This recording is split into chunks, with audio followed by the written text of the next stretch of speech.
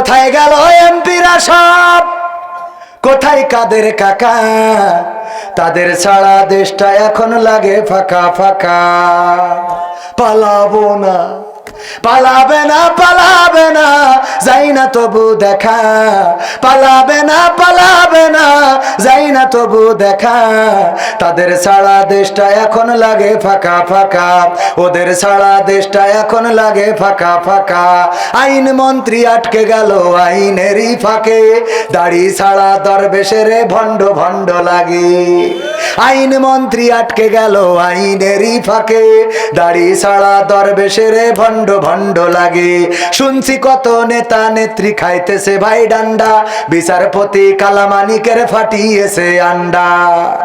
পলকের ঝলক গেল, পলকের ঝলক গেল থামিয়ে নেটের চাকা, তাদের ছাড়া দেশটা এখন লাগে ফাঁকা ফাঁকা, ওদের ছাড়া দেশটা এখন লাগে ফাঁকা ফাঁকা।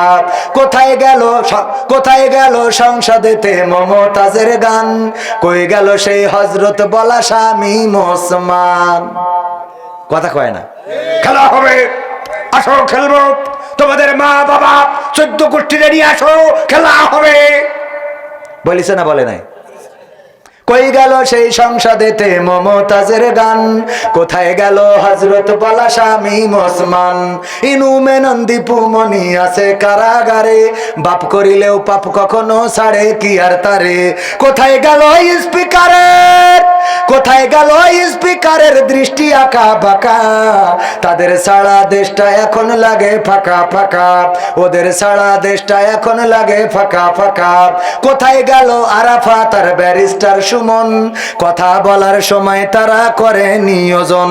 মুরগি কবির খাইছে ধরা, জাফর কোথায় আছে, গোপনে কি সেও গেল মোদি দাদুর কাছে।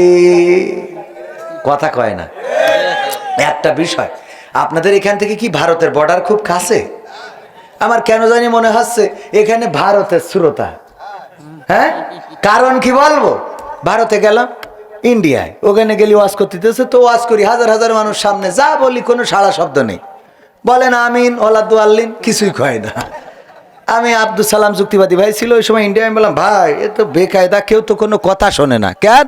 আমি বলছি এত বলি যে ভাই সুবহানাল্লাহ বলেন, আলহামদুলিল্লাহ বলেন, আমিন বলেন, কেউ কথা কয় না।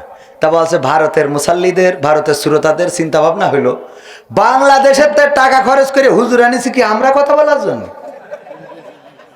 যা বলা তুই বইলি তুই কিনতে যাবি, আমরা বলবো পাকাবো পাই, যাতে টাকাতে নিয়ে আসি কি করতে। আপনাদের কি এরকম নিয়ম?